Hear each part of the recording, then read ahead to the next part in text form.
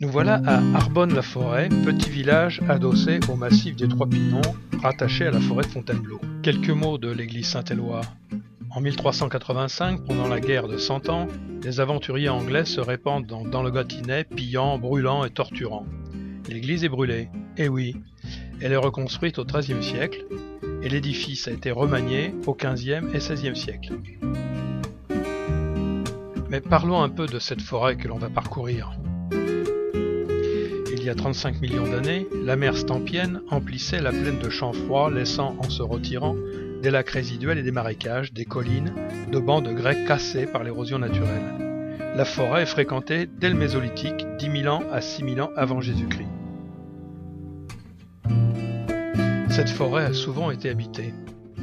En 1815, après l'abdication de Napoléon, les Cosaques et les Prussiens envahissent la région. Les villageois se réfugient dans la forêt et viennent s'abriter dans les cavités rocheuses au milieu des amoncellements de roches et de bancs de grès. En 1870, pendant l'occupation prussienne, comme en 1815 les Arbonnais, surtout les femmes, s'abritent dans les cavités rocheuses de la forêt si proche. Des bandes de francs-tireurs se constituent et, profitant des souterrains existants, notamment celui des eaux de la Vanne en construction, tentent des embuscades dans la côte de Franchard au convoi de passage. Sous Napoléon III, l'impératrice Eugénie découvre les sables blancs d'Arbonne.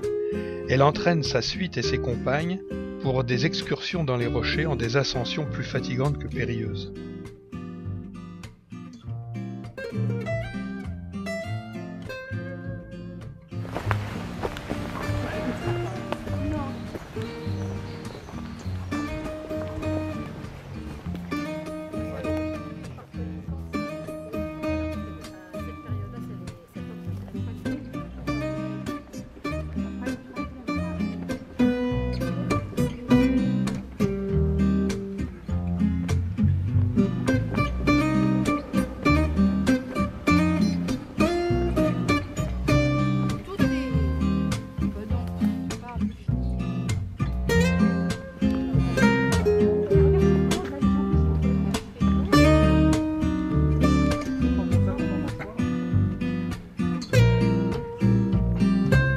Bon, il y en a qui ont de la lavande, nous on a de la bruyère. C'est la même couleur.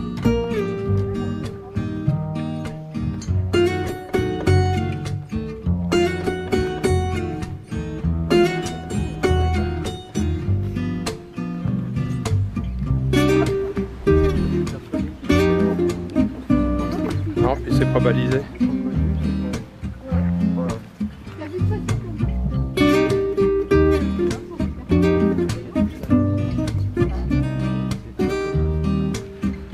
Ah, voilà la tour de la Vierge qui apparaît.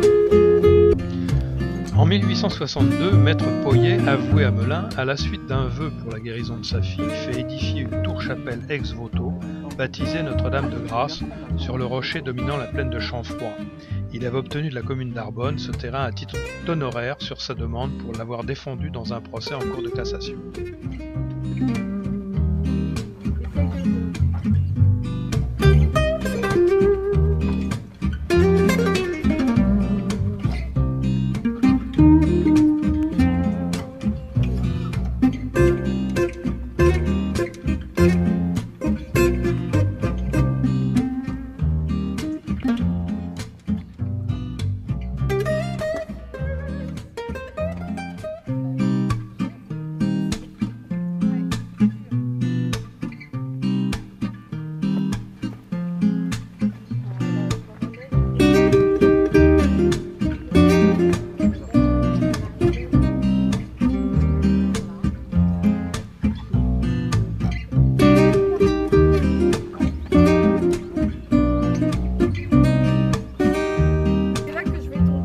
Tape pas les mains de Francis, Manono.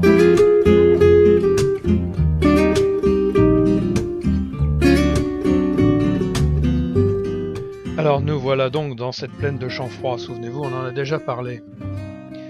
Sous Louis-Philippe, ce site devient un site militaire. En 1839, un camp de 11 000 hommes manœuvre sous le commandement du duc d'Aumale, duc de Nemours. Mais l'horreur, c'est le 21 juillet 1944. Sous la pression des batailles de la Normandie, 22 résistants sont extraits de la prison de Fontainebleau, où ils ont été torturés. Amenés les mains liées dans le dos aux carrières de sable de la plaine de Chamfroid, ils sont fusillés par les Allemands et enterrés sommairement dans une fosse. Le 17 août 1944, à 6 jours de la libération de Fontainebleau, les Allemands continuent de vider la prison. Ils entraînent 14 résistants dans la plaine de Chamfroid, où ils sont exécutés à la mitraillette et enterrés dans une fosse commune à côté de celle du 21 juillet.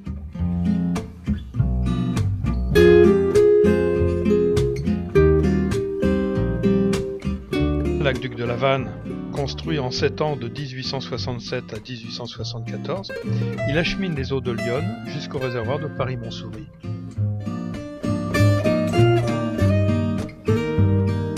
On imagine le travail.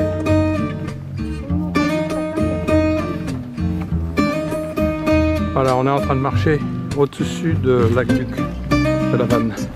La canalisation qui part de la rivière, la Vanne, jusqu'au Paris, au parc Montsouris, est sous nos pieds.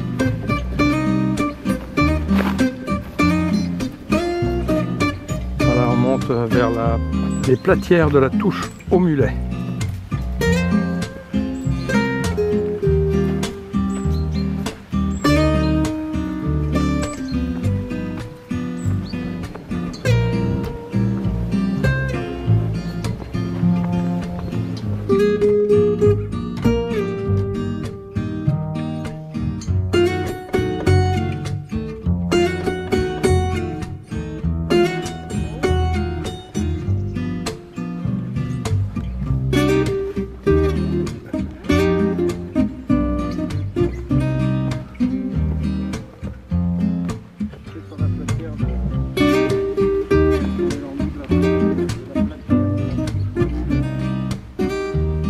On est à nouveau sur des platières.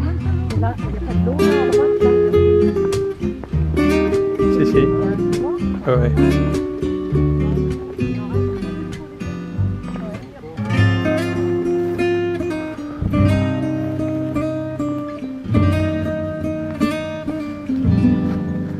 Bon, c'est là que le GPS a toute son utilité.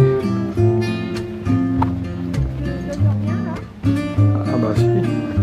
Il me donne le chemin.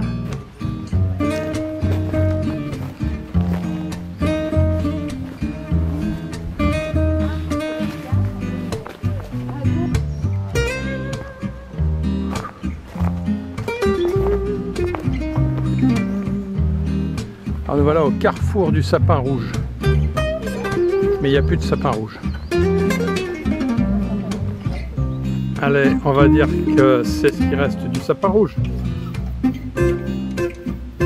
Alors après la route des pieds pourris, voilà la route de l'œil qui prolonge la queue de vache. La queue de vache.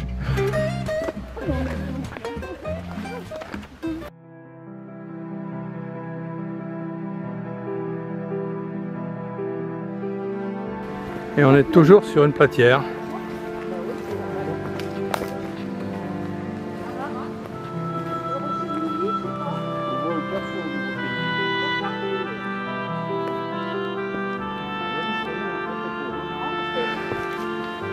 Ouais, bah, c'est la route de Milly, mais s'il passait là-dessus en carrosse.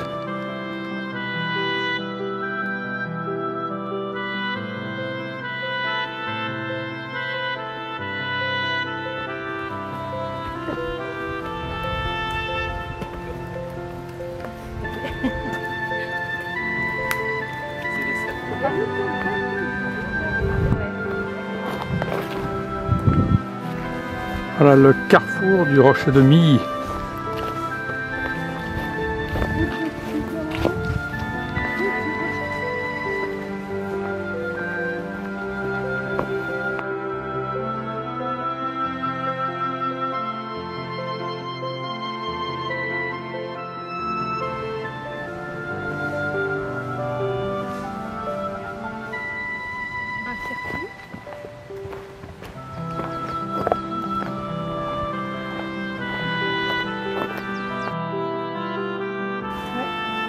Voilà la mare aux pigeons.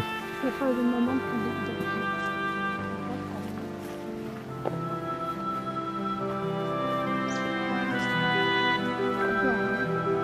Ouais. Ouais, Qu'est-ce que c'est qu'il y a sur le rocher? une tortue. Ouais, c'est Ouais.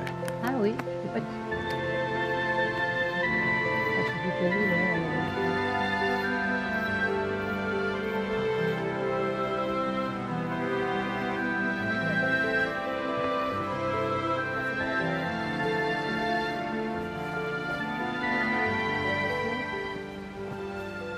La présence d'ermites à Franchart est attestée dès le XIe siècle. Par la suite, l'ermitage est transformé en prieuré.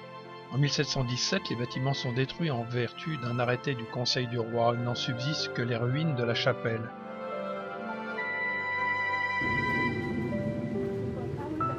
Alors on est sur le site de La Roche qui pleure.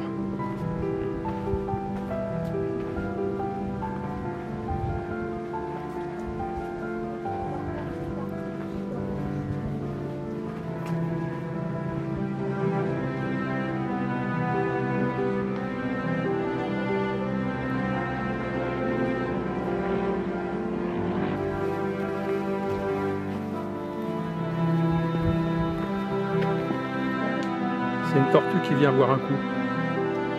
Et la gamelle en dessous.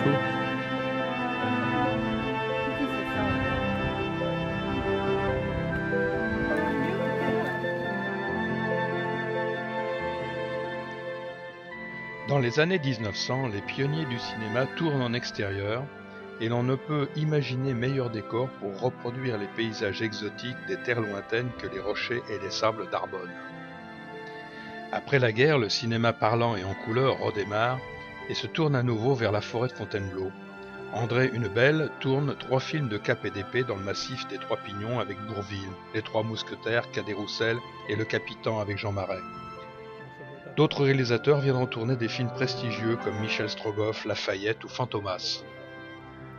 André Citroën, construisant ses premières voitures Autochny, viendra faire ses essais dans les sables blancs d'Arbonne. Et pendant la Seconde Guerre mondiale, les Allemands font de la plaine de Chamfroy un terrain d'exercice pour leurs apprentis aviateurs. John Huston en 1958 tourne Les Racines du ciel. Et puis on a vu aussi dans ces forêts Errol Flynn, Juliette Gréco.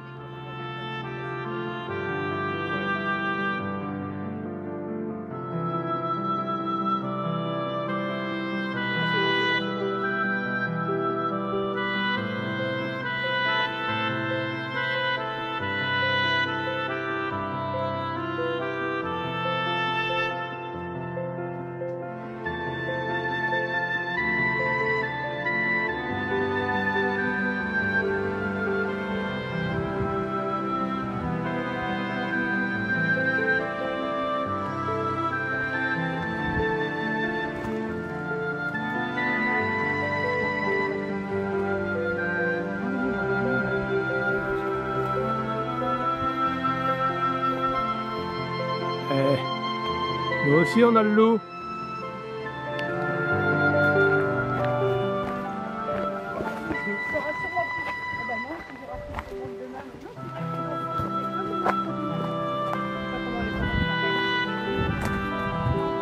Regarde, les couleurs sont magnifiques. Et malheureusement, en 1988, un couple de promeneurs accompagné d'un chien disparaît dans ce massif. On retrouve leur corps sous des branchages. 2 chasseurs sont interpellés, le fils avoue puis se rétracte. La cour d'assises les acquitte. L'énigme de la disparition de ceux qu'on a appelés les fiancés de Fontainebleau demeure toujours.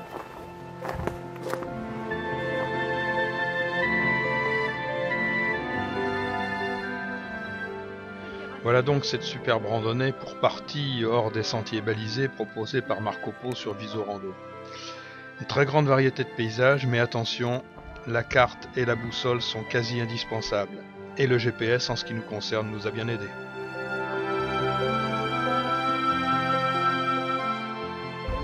Et voilà le retour à la civilisation.